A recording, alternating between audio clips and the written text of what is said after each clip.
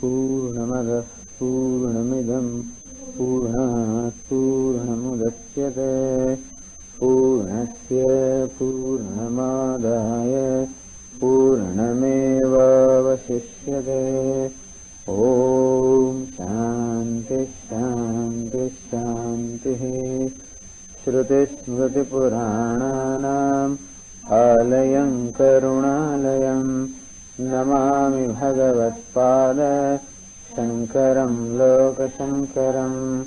शङ्करं शङ्कराचार्यं केशवं बादरायणं सूत्रभाष्यकृतौ वन्दे भगवन्तौ पुनः पुनः। ईश्वरो गुरुरात्मेति मूर्तिभेदविभागिने व्योमवद्व्याप्तदेहाय दक्षिणामूर्तये नमः। गुकारस्त्वन्धकारश्च तन्निवर्तकः अन्धकारनिरोधित्वात् गुरुरित्यभिधीयते। सदाशिवसमारम्भाम् शङ्कराचार्यमध्यमाम् अस्मदाचार्यपर्यन्ताम् वन्दे गुरुपरम्पराम्। नमः Shri शङ्करानन्द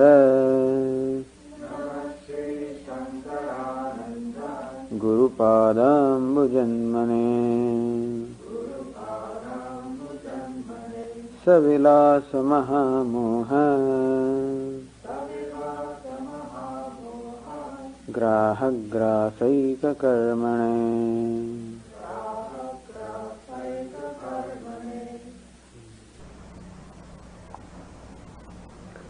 The question that was asked is it necessary that we should have the knowledge of Advitiya Tattva?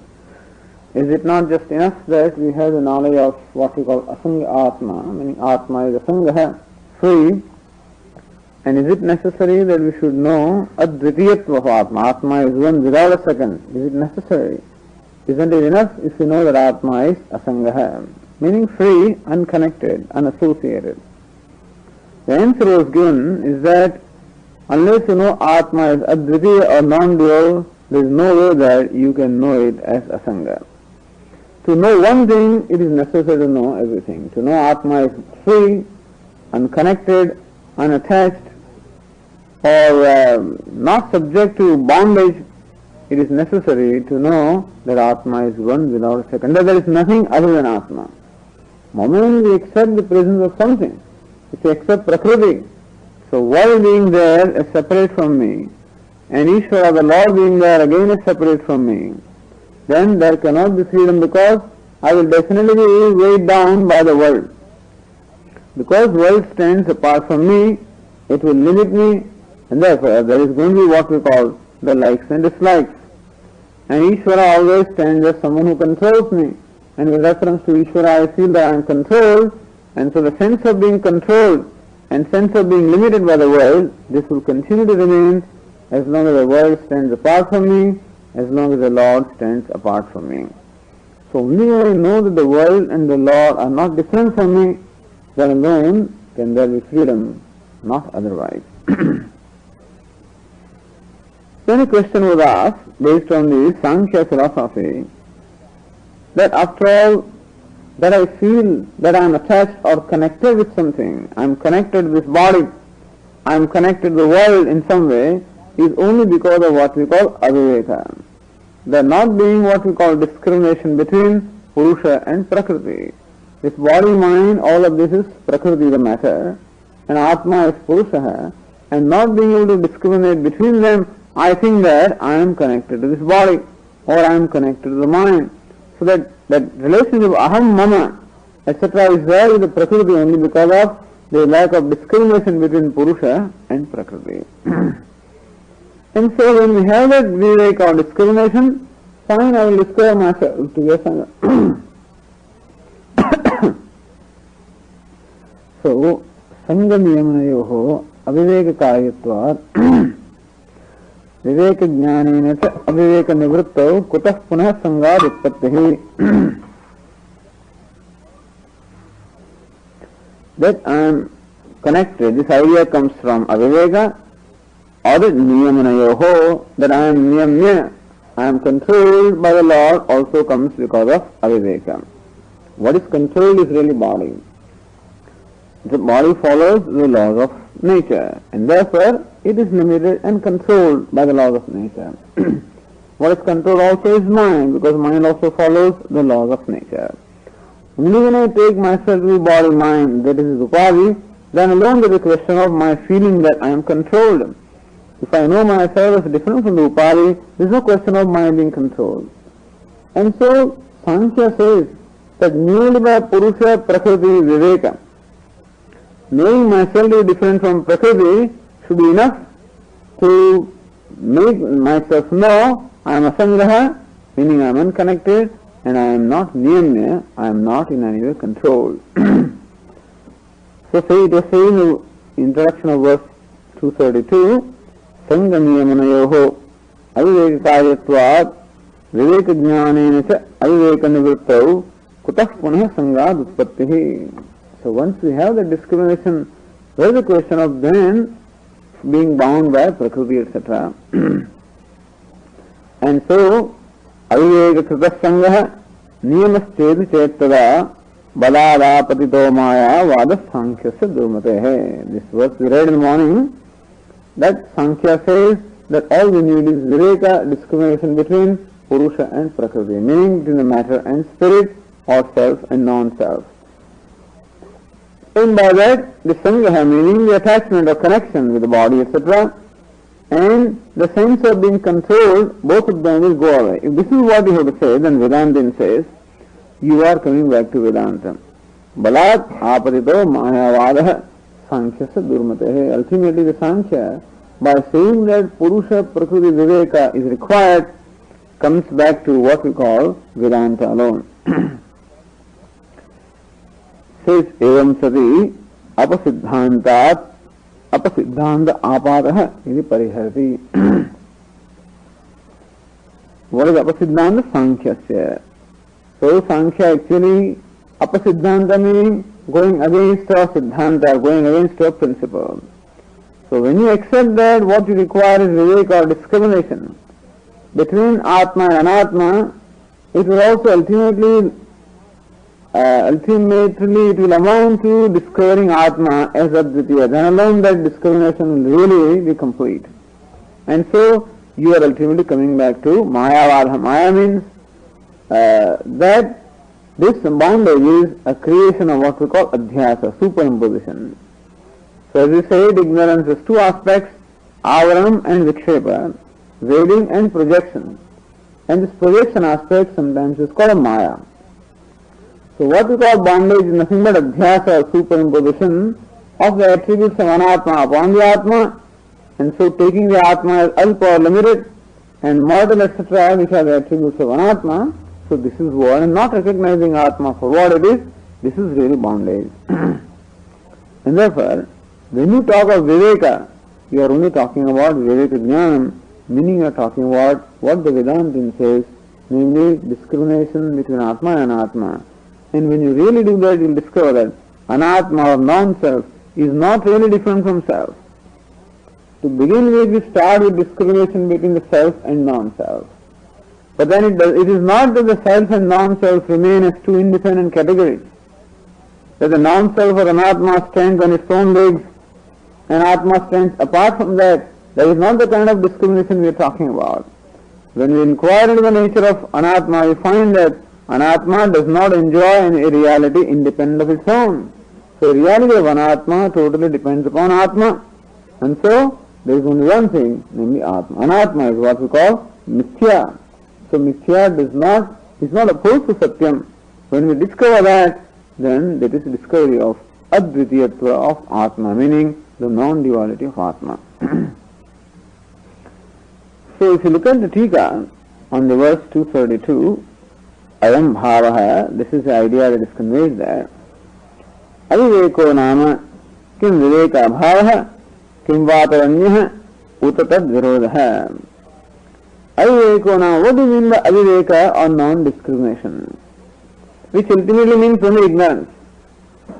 Kim viveka abhavaha, is aviveka or ignorance is absence of knowledge. Kim va tadanyah. So that particle there, which is none, that the negative particle, can mean absence, can mean virodha, or can mean anya. That has 6 different meanings, by the way. When you say abrahmana, that means the fellow is not a brahmana, but the fellow is there. Abhava, when you say absence of bhava. Abrahmana, that means the person is not brahmana. Or aputraha means the fellow is not putra. Akala means it is bad, wrong kala. Akala mrityu means what? Something that is done at the wrong time. So a can mean wrong, bad, opposite, other. So when you say aviveka, what is the meaning of a there? So 3 possible meanings are given here. So this discussion you find in Vedanta again and again, whether ajnanam is what or avidya is what, is a bhava rupa or a bhava rupa. Jnanam is not absence of jnanam. Ajnanam is something that is opposed to jnanam and not absence of jnanam. Although a can mean absence, and there are those who interpret ajnanam as absence of jnanam, but Vedantin says that no, ajnanam is something that is opposed to jnanam. So jnana virodhi is ajnanam. So not jnana abhava ajnanam, but jnana virodhi ajnanam. Here it says aviveko nama. Kim viveka abhava. When you say aviveka, non-discrimination, do you mean absence of discrimination? Kim vatavanyah, or do you mean something other than viveka? Utatad virodha, or do you mean something opposed to viveka? What exactly do you mean by the word aviveka? Na adhya. Aviveka cannot be absence of viveka. Abhava matrasya bhavakari janakatva ayogat. This is the argument that the Vedantin always gives, that if you say that the whole creation is a product of ignorance, and if you say that ignorance is merely absence of knowledge, then ignorance turns out to be something of the nature of absence, or non-existence. And non-existence cannot give rise to creation which is of the nature of existence. So something tangible cannot be a product of non-existence. And therefore, if the creation is a product of ignorance, ignorance cannot be absence of knowledge, it has to be some positive entity. So, abhava matrasya bhavakari janakatva ayogat. What is bhava? Sangha niyama rupa iti sheshaha. That this ignorance creates attachment, creates ahankara, the sense of individuality. It creates mamakara, the sense of mindness.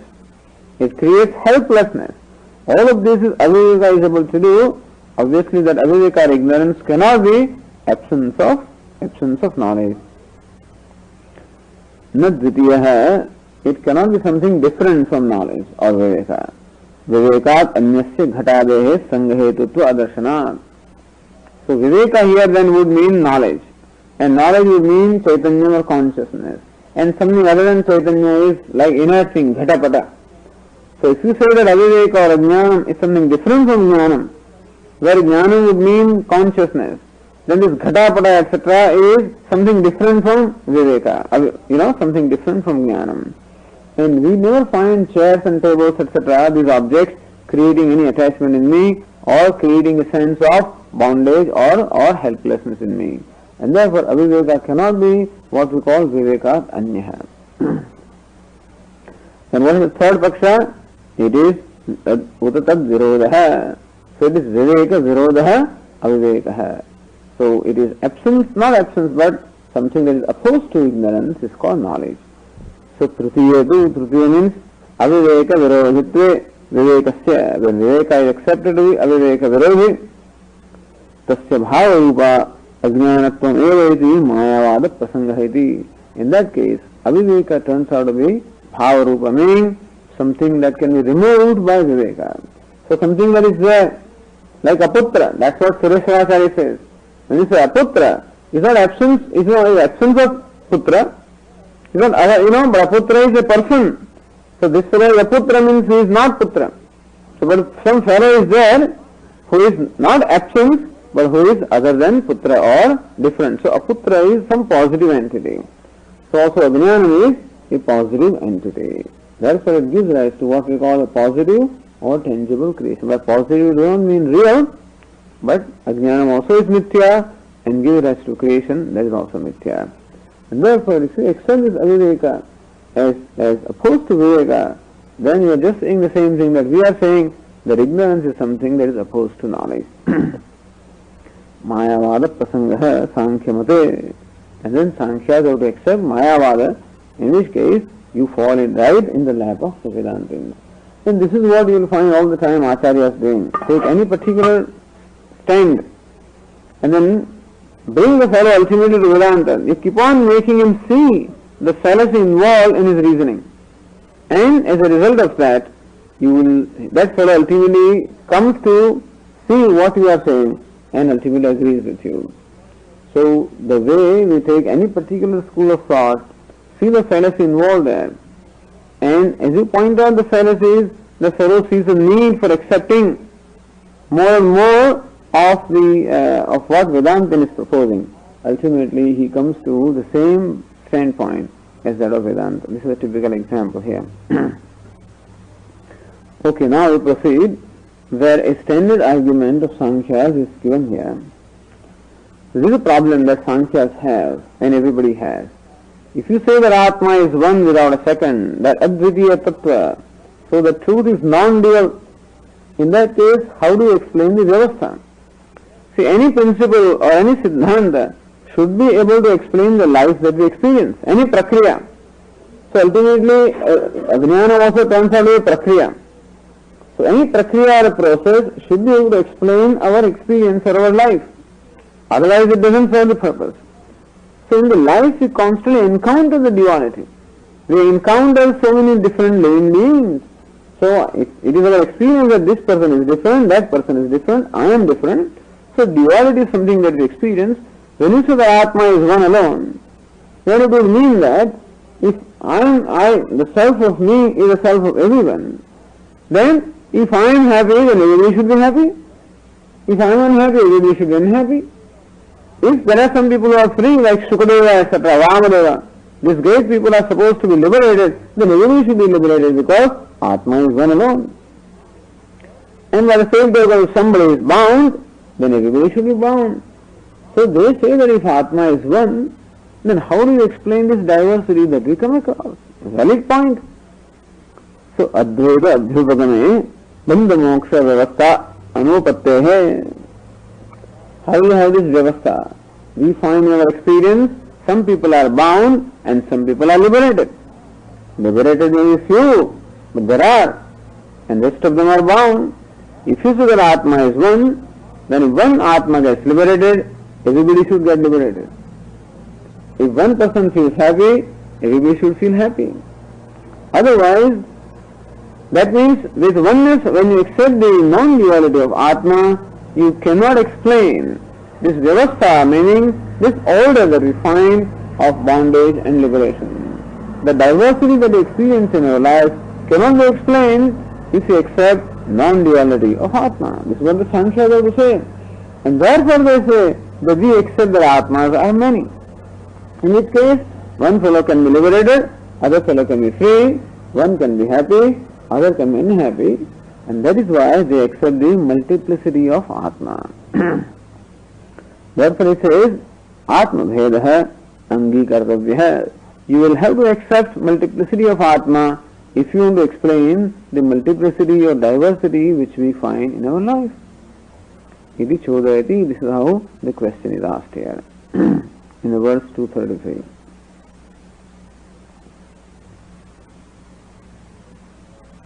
Bandha moksha vyavasthartham atmananatvamisyatam iti chennayato maya vyavasthapayitum kshama.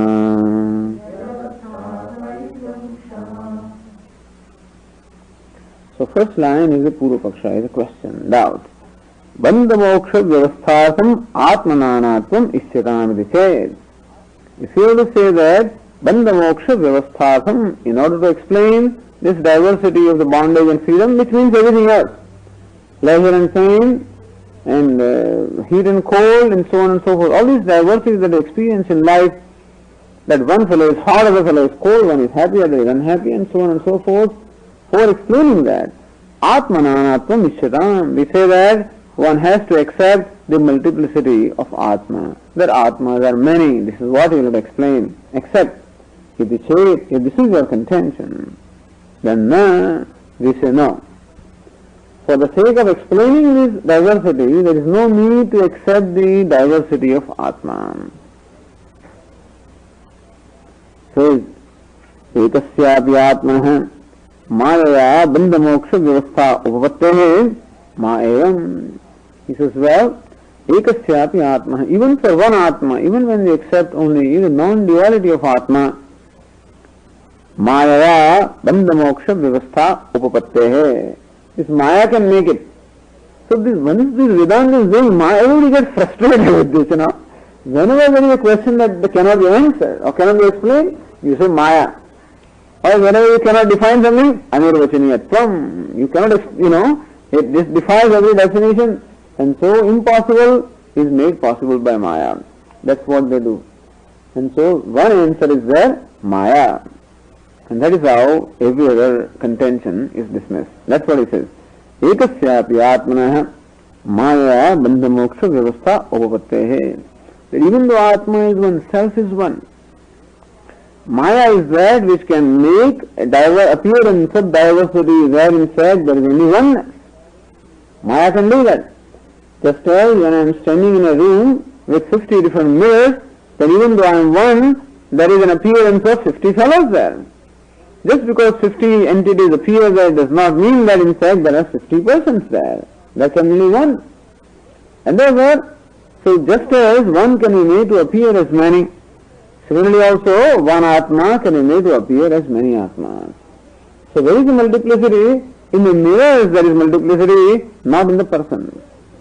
Similarly also, even though we seem to experience the multiplicity of Atma, that there are many Atmas, there is a multiplicity or diversity, not in the Atma, but in the Upadhi. So we say that there is a diversity in Upadhi, in the reflecting media. That's why it is like the sun being reflected in a bucket of water. The bucket of water contains water and the sun gets reflected.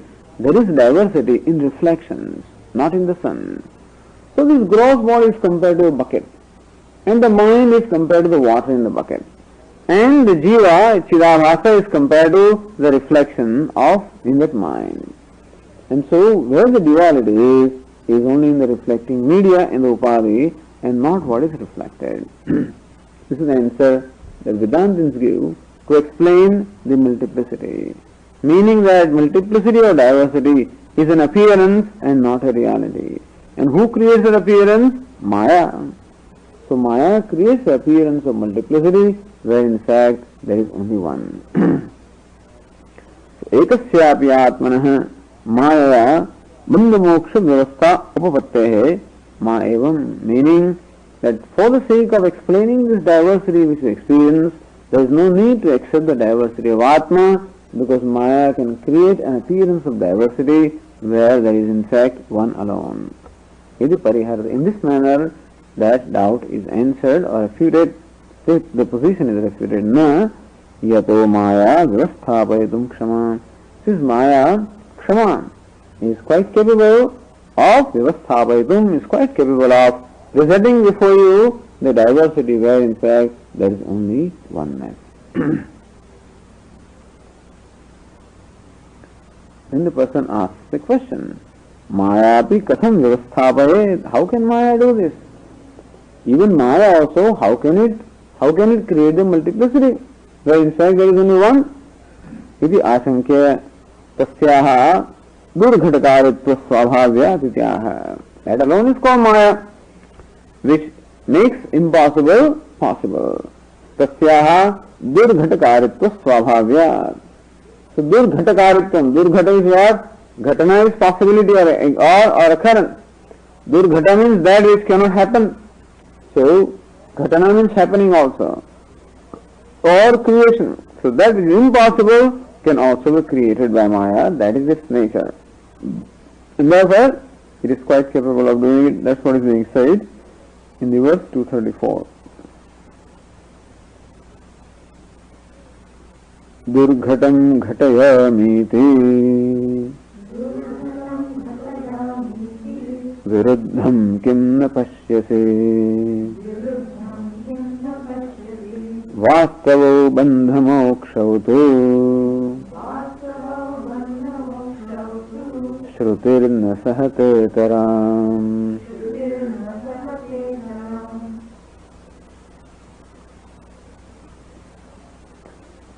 Durghatam ghatayami. This is what Maya says. Maya says, Durghatam ghatayami.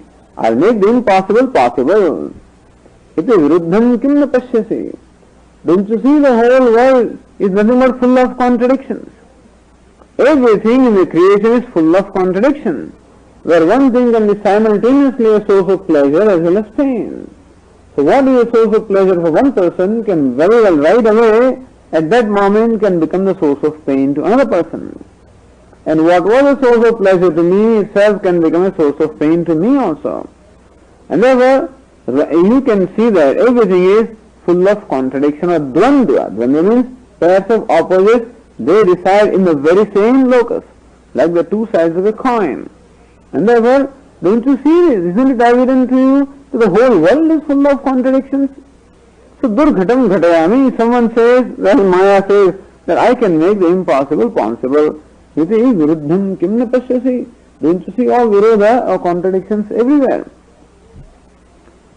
And therefore, we can say that these contradictions are all, when you cannot explain something, Vedanta says that, when you cannot define something, it is not there. You cannot define anything in the world, we say world is not there. Then what is it that you are experiencing? Just the appearance. So we also accept the logic. The Nayayika says that we must be able to define everything. The Vedantin says that we cannot define anything. If you can define something, it is real. If you cannot define something, it is not real. You cannot define anything in this universe.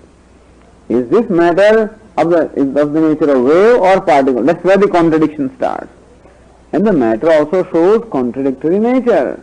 When you observe it in one way, it appears to show the characteristics of particles. When you look at it another way, it seems to show the characteristics of waves. And it is other limitation of knowledge that we know only these two phenomena of particle and wave. Had we known some more phenomena, that's what the matter would show, And so, it would show all kinds of things depending upon how you observe it.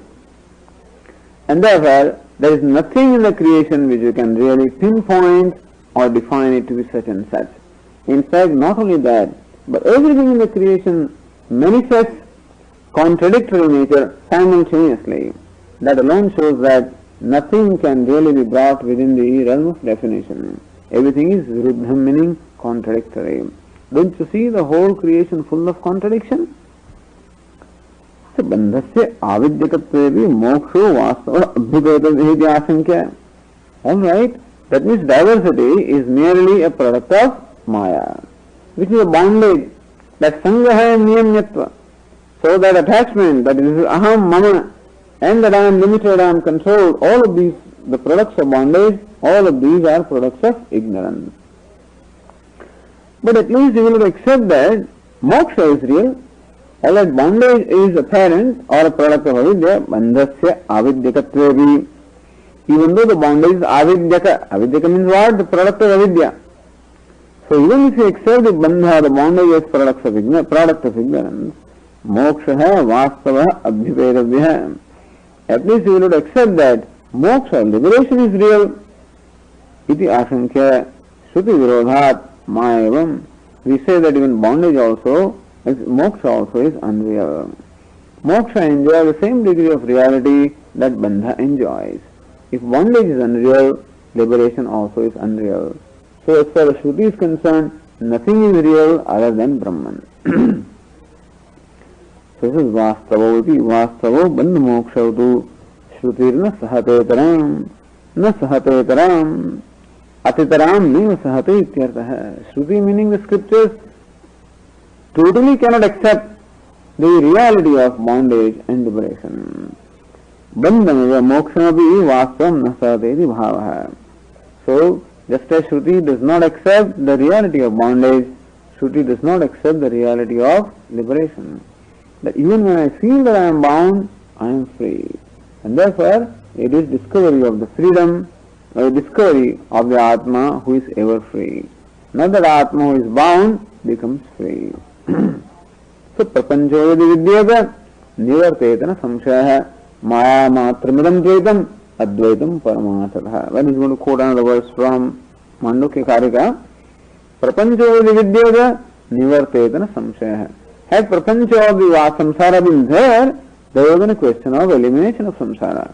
It is not there to begin with. Had the snake been there, suppose when you come to know the true nature of that object as rope, the snake has gone away, isn't it? Has the snake gone away? Had the snake been there, it would have gone away. It is not there in the first place. Maya matram idam dvaitam. That snake is nothing but the product of Maya. And so it doesn't go away because it is not there to begin with. If you accept that it was there, then alone going away becomes real. In which case its being there also becomes real. Any bondage is real, no knowledge can eliminate bondage. If snake is really there, merely knowledge of rope cannot eliminate the snake. Some process is required to drive it away. And so also if bondage are real, merely knowledge of Atma would not be able to eliminate it, because we will discover Atma to be bound. And knowledge cannot change the nature of anything.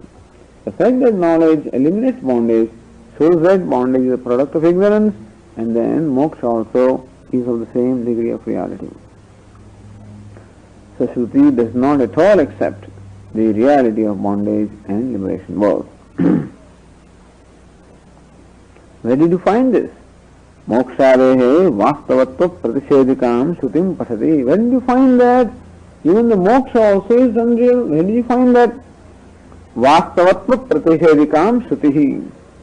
The Shruti statement, the passage from the Shruti, which shows or clearly expresses that even moksha also is unreal, pasati. So, same verse is quoted here. Very often the author quotes a particular verse, arthataha natu shabdataha. So, he rewrites it in his own way, conveying the same meaning. In some cases, he quotes the verse as it is. Shabdataha pasati. He reads exactly the same verse. This is Amrita Bindu Upanishad, or from Mandukya Karika, the very famous verse. Na nirodho na chotpattihi na baddho na cha sadhakaha na mumukshur na vai muktaha ityesha paramarthata.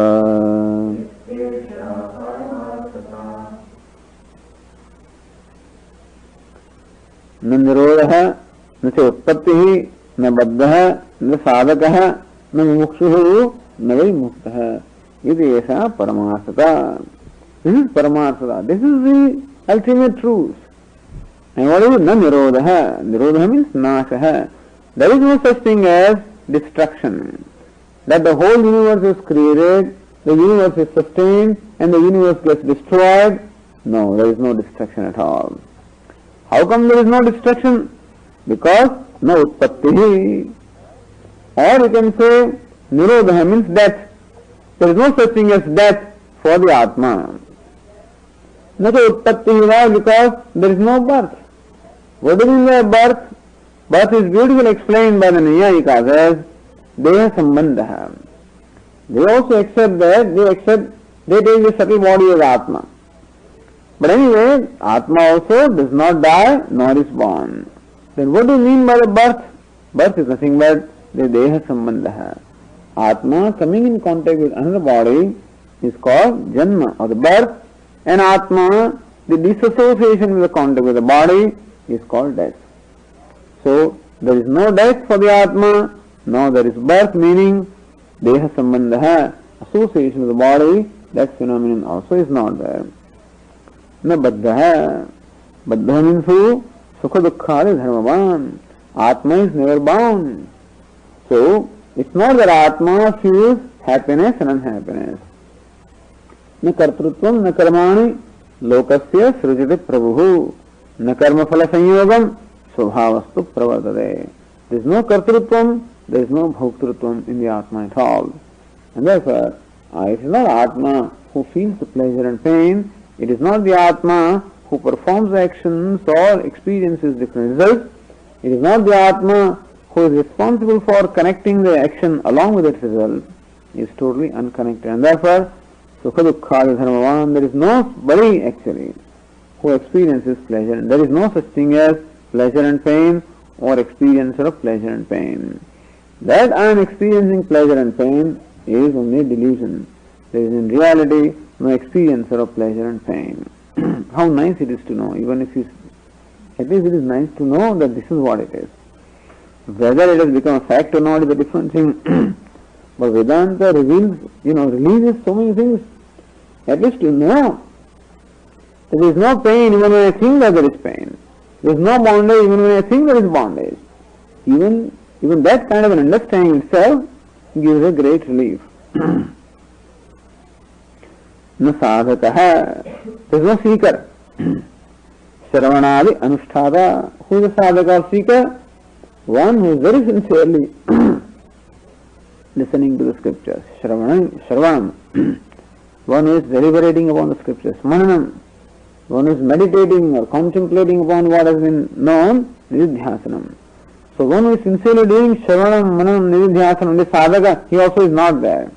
Because Atma is never sadhaka. Na mumukshuhu, sadhana chatushtaya sampanna. Who is mumukshu? Sadhana chatushtaya sampanna. So viveka vairagya samadhi shatka sampatti mukshutvam. So one possessed of this adhikari or the seeker of liberation, moksha, he also is not there. Meaning, Atma is not even the mumukshu or seeker of liberation. Na vai muktaha. When there is no mumukshu, where is the question of mukta?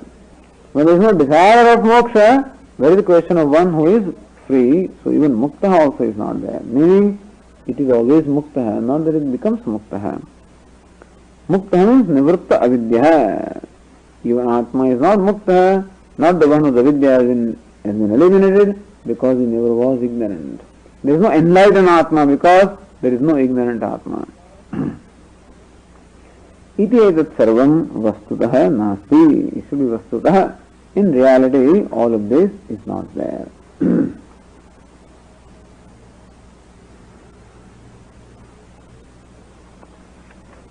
So the whole thing is nothing but play or nothing but appearance. Bondage also is appearance, and therefore liberation also is an appearance. Bondage is a notion, liberation also is notion. Like that cow which feels that it is bound by rope and feels that it is liberated from the rope.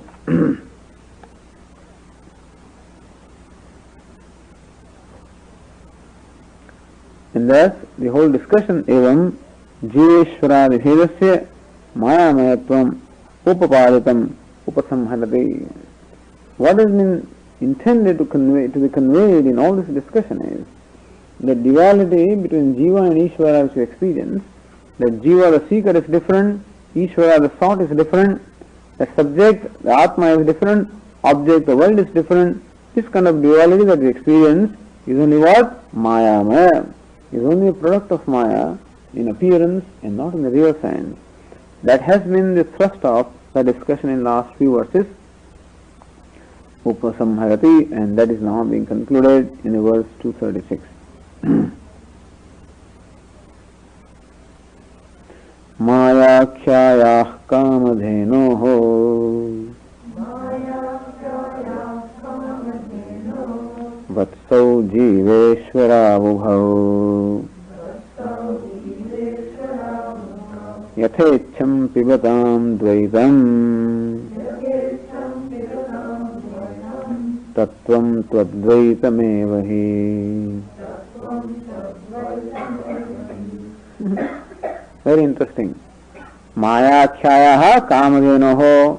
There is a kamadhenu, there is a cow, a wish-fulfilling cow. Kamadhenu is wish-fulfilling cow. There is a wish-fulfilling cow of the name Maya. Maya is Akhya. Akhya means the name of which is called Mayakhya. This cow is there, and this cow has two cows. Who are they? Vatsau, Jiveshwara, Ubhau. Jiva and Ishvara, both of them are the two cows of this cow of Maya. Because as you said, Brahman reflected in Maya is called Ishvara, and Brahman reflected in Avidya is called Jiva. Both of them are nothing but the modification of the same Prakriti. And so, Jiva also is a concept, with reference to which Ishvara becomes another concept. So, Ishvara always is in relation to Jiva, Master is in relation to servant, Father is in relation to son, and so Lord is in relation to the devotee. And so, both of these relations. So, the sense of limitation on my part alone creates a sense of greatness as far as Lord is concerned. So, same Brahman is taken to be Alpam, same Brahman is taken to be great or Mahat. And so, both of these are products of what we call the cow of Maya. Then, what is the milk of this cow of Maya? Yathecham pibatam dvaitam. You can drink as much milk of duality as you want. So, in your life, that is what we call the milk of duality. This cow of Maya is yielding the milk of duality. Duality between Jiva and Ishvara. Jiva and Jagat. Ishvara and Jagat. Jiva and Jiva. Jada and Chetana. And so on and so forth. So all these different kinds of dualities are the products of Maya, meaning all of these are appearance. Yathecham pibatam. May people drink this milk of duality as much as they wish. But tattvam tu advaitam evahi. But bear in mind that tattvam, the truth behind it all, is advaitam, is non-dual. So, the duality between Jiva and Ishvara, so the individual and Ishvara, that has been shown here to be only a product of Maya or ignorance, not real. Now, the further question, Nanu, Jiveshvarayoho Mayikatvena Tadbhedasya Mithyatvedi Kutastha Brahmanoho Paramasikattvena Tadbhedavi Paramasikasyadyati Asankya. Nanu, question, Jiveshvarayoho Mayikatvena. Well, alright, it has been shown here in this discussion that Jiva is a product of Maya and Ishvara also is a product of Maya.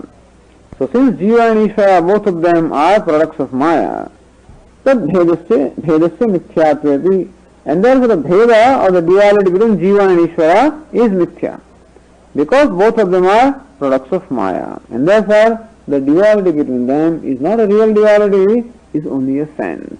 It is mithya. However, Kutastha Brahmanoho Paramasikattvena Tadbhedavi Paramasikasya. But you say that what is the reality behind this Jiva? Kutastha, or the thingless Atma, is the reality of Jiva. And what is the reality of Ishvara? Brahma is the reality of Ishvara. Brahman is the truth of Ishvara. So at least that, so although Jiva and Ishvara, both of them are products of Maya, and therefore the duality between them is mithya. But Kutastha is not product of Maya, or Brahma is not product of Maya, and therefore the duality between Atma and Brahma, that you will not accept as real. So Kutastha Brahmanoho Paramasikattvena, this Kutastha Atma also is real, and this Brahma also is real, so both of them are absolutely real. Tad bhedavi paramasikasya. We will accept that the duality between Atma and Brahma also must be real because these are two real entities. Iti asankya bheda prayojakasya swarupa vailakshanyasya abhavatma evam. He says, bheda prayojakasya swarupa vailakshanyasya. What is bheda prayojakam? What is it that in fact would bring about the duality? Bheda, understand, is anyonya abhava. It's called bheda. We say that the chair is not the table. Why? Because in chair there is no tableness. In table there is no chairness. So where the chair is, the table is not. Where the table is, the chair is not. And therefore, that is what we call anyonya abhava. This is called bheda or division. The chair is not the table and table is not the chair. Because chair has its swarupa vailakshanyam. Chair has its own attributes called chairness, and table has its own attribute called the tableness. And so tableness distinguishes an object called table, and chairness distinguishes an object called chair. Since these objects possess distinctive characteristics, so that is why they are different from each other. Otherwise there would have been no difference. And so, for example, one lump of clay cannot be distinguished from another lump of clay because both of them are clay. But clay can definitely be distinguished from gold. And so, in order for the division of the duality to be there, it is necessary that the two objects or two entities must possess Swarupa Vailakshanyam. Their nature must be distinct from each other. So Jiva, for example, is Jivatvam. Ishvara has Ishvaratvam. And therefore we say that Jiva is different from Ishvara. But then, what is the Swarupa or the true nature of what we call Kutastha? And what is the true nature of what we call Brahma? Kutastha also is what? Asangachid Vibhuhu. Kutastha is consciousness which is unconnected, unassociated and is all pervasive. And Ishvara also is nothing but in its reality Asangachid Vibhuhu. And therefore, so Brahman and Kutastha, both of them have the same Swarupa or the same characteristic. And therefore, there is nothing that can really divide them.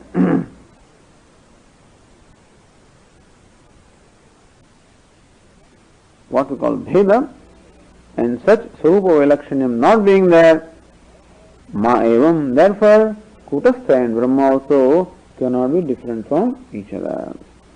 And in this manner, that question is answered in the verse 237. Kutastha Brahmanor Bhedah Nama Matra Dhrute Nahi Ghatakaśa Mahakāśau Viyujyate Nahi Kvachite.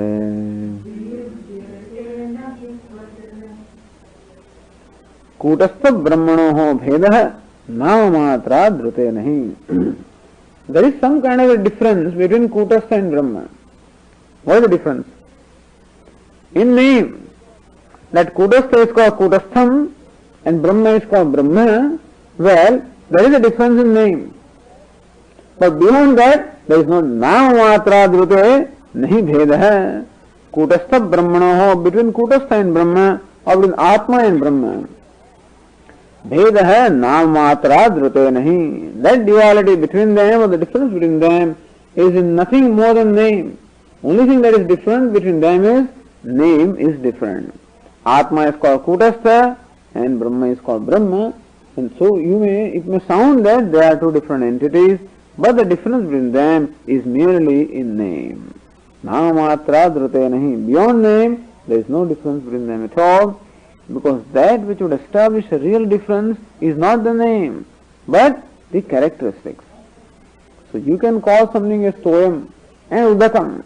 Thus you may use different names, but they can be synonyms.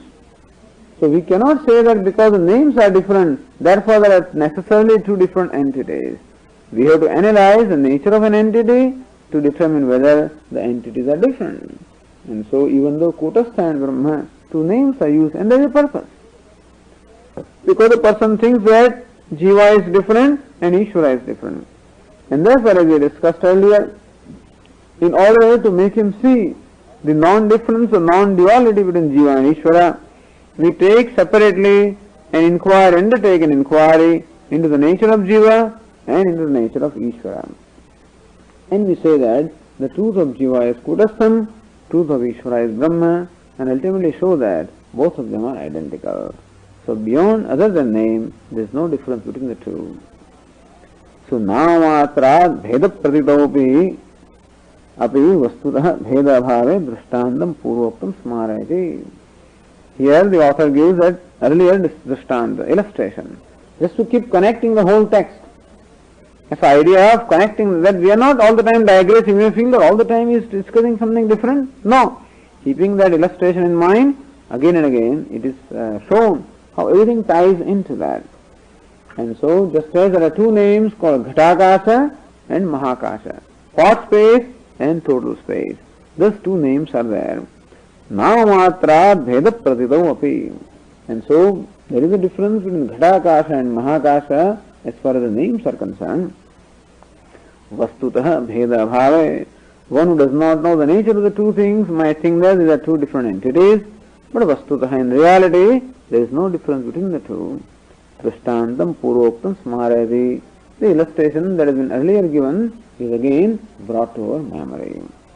Ghatakasha Mahakashu Vyujyate nahi kvachita. Kvachita means never. Not kvachita means never. So never can you distinguish between Ghatakasha and Mahakasha, part space and total space, because both are space alone. Then why do you use two different names? Why do you call this part space and another one as total space? Because someone thinks that the space is conditioned by a part, and therefore we call it part space. And it looks as though the unconditioned space is Mahakasha. But even when we think that the space is conditioned by a part, in fact it is not conditioned. But that will be shown in course of inquiry. To begin with, we say that here is Ghatakasha. And then look at the Akasha. In what way does this space, which is circumscribed by a part, in what way does it differ from the space, which is all-pervasive space? We find that from the standpoint of space, both of them are one alone. And thus, then the student is made to see the oneness between the two. So other than name, there is no difference between Ghatakasha and Mahakasha. In the same manner, other than name, there is no difference between Kutastha and Brahma. Evam bhedasya mithyatva samarthanena kim phalam. All right, you seem to take such an amount of trouble to propound the mithyatvam or the falsity of bheda or duality. Why are you so intent upon this? Why do you intend upon showing that or proving that the duality is mithya or unreal? Bhedasya mithyatva samarthanena. So by establishing that bheda or the duality is mithya or unreal, kim phalam, what is the result that you get? That is being said in the verse 238. Yadadvaitam shrutam srustehe praktadevadya chopari muktavapi vrutha maya Brahmayatyakilanjanam.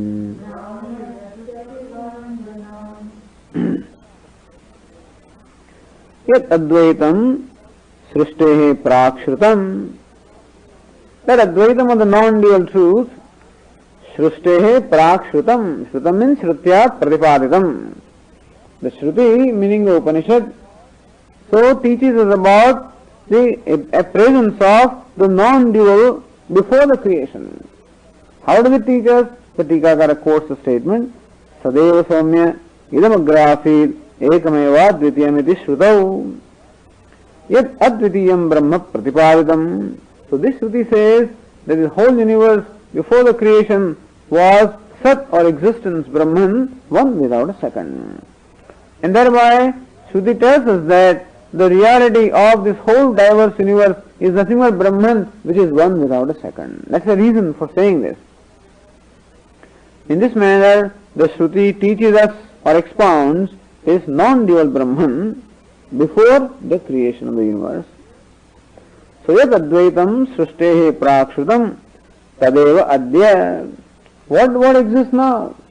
Do you think that the non-dual has become the dual and thus what we have is a real duality or what?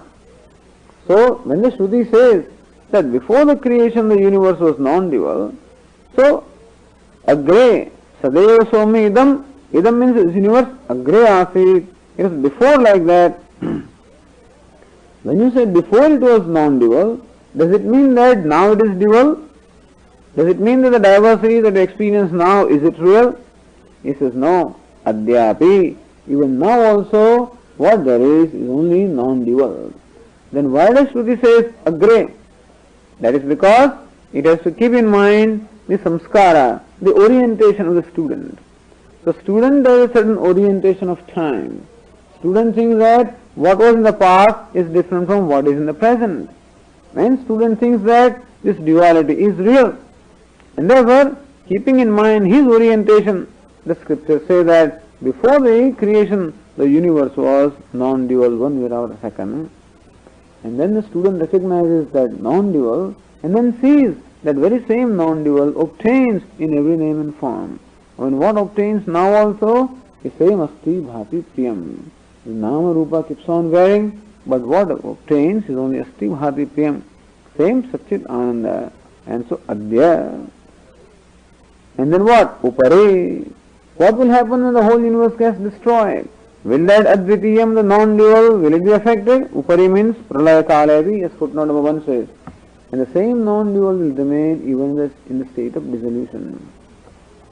So what obtained before the creation is that which obtains now, and that is what will obtain even in the time of dissolution.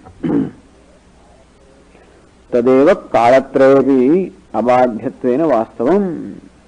So same Brahman or Sat, kalatrayapi, in all the 3 periods of time, abadhyatvena, something that cannot be negated, something that cannot be falsified. So what is Bhadayogyam is what we call Mithya. This diverse universe which you perceive now was not there before its creation and will not be there in the state of dissolution also. So Adavante Jayannasti Vartamanebi Tattatha. What was not there before and what will not obtain later, you may understand that even now also, even though it appears to be there, is not really there. What was before and what will be later is now also. So before creation, Advitiya was there. In dissolution also, Advitiya is there. So now also understand it is Advitiya alone. Like saying that all these 1,100 parts which are lying here, all of them were clay alone before their creation. And when all the parts break, there will be clay alone. Then what obtains in the middle also is clay. And why do you say that these parts were clay before their creation? Because you think that now there is something other than clay, therefore. So in order to educate the student and make him see that what obtains now also is the same asti bhati priyam, this methodology is employed by the Shruti. They use this such expressions as agre, etc. or upari later.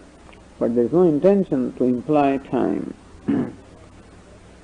So tadeva sat sat or brahma kalatrayebi abadhyatvena, since it is abadhyam, non-negatable, vastavam, that alone is real. Na bheda iti bhavaha. Bheda means duality is something that is negatable in before creation as well as in dissolution. So bheda na vastavaha. The duality is not real, non-dual alone is real. A very simple definition of what is real. Abhaditam satyam. That which cannot be negated is real. That which can be negated is unreal. If you can so simply dismiss something, you are a wise man. You can shake off this duality. It's pleasure, pain, this and that. They don't last. They are displaced by one. The pleasure is displaced by pain is displaced by something else, the waking is displaced by dream is displaced by this, the deep sleep, all of them are mithya. You can so simply say that, that's all, that is called freedom. But we cannot say that, that means that we still take them to be real. So we have to change our definition of what is real. We think that what is tangible is real. We think that what is perceptible is real. We think that what is experienced is real. That is not the definition of real. Definition of real is what cannot be negated. What can be negated is not real. Very simple. That requires a very simple mind. Our mind is so complicated that this simple thing cannot really be assimilated by us. And so, when mind becomes so simple as this is there today, will not be there when I go to sleep, and will not be there, in a different state when I withdraw my mind, that means it cannot be real. When we can see this unreality,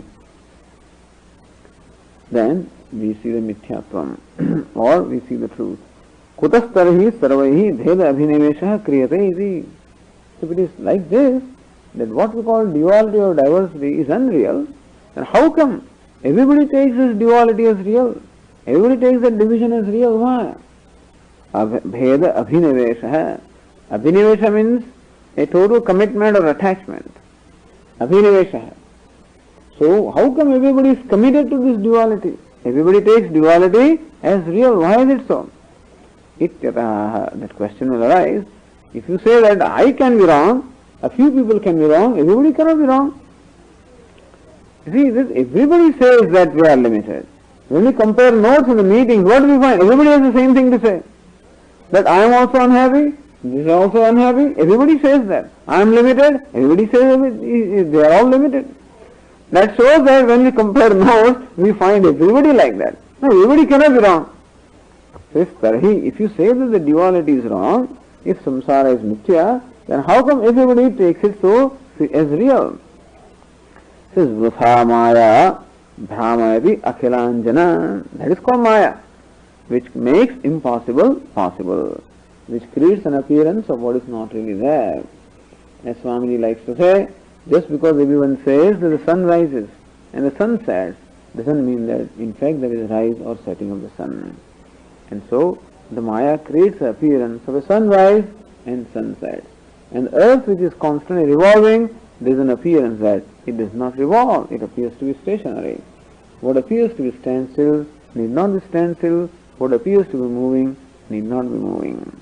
And similarly also, the bheda that appears to be there need not be there. And the advitiya which does not appear need not be there. So vrutha, these poor fellows are Brahmayati Akhilanjana, all the beings are. So Maya is the one that revolves them round and round. So makes appear the duality which is not there, makes it appear as real, and the non-dual which is real is made by Maya to appear to be not there. Or Atma which is real is taken to be alpa or limited, and body which is not Atma is taken to be Atma. All kinds of confusion is created by Maya. And so tattva-jnana rahitatvat abhinivesham kurvanti. So akhilanjanan maya vrutha bhramayati. This Maya makes all these fellows revolve in the cycle of birth and death, and so on and so forth. Tattva-jnana rahitatvat, on account of absence of tattva-jnanam or the knowledge of truth. Abhinivesham kurvanti. All these people have abhinivesha, meaning they have total attachment towards this duality. It's only a product of Maya and it is not real. Okay.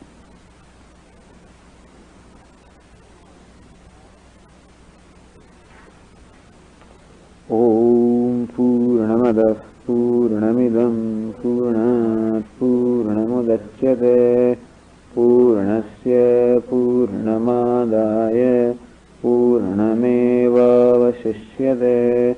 Om Shanti Shanti Shanti. Shankaram Shankaracharyam Keshavam Badarayanam Sutra Bhashya Krutau Vande Bhagavantau Punah Punah. Ishvaro Gururatmeti Murti Bheda Vibhagine Vyomavad Vyapta Dehaya Dakshinamurtaye Namaha. Om Shanti Shanti Shanti. Harihi Om Shri Guru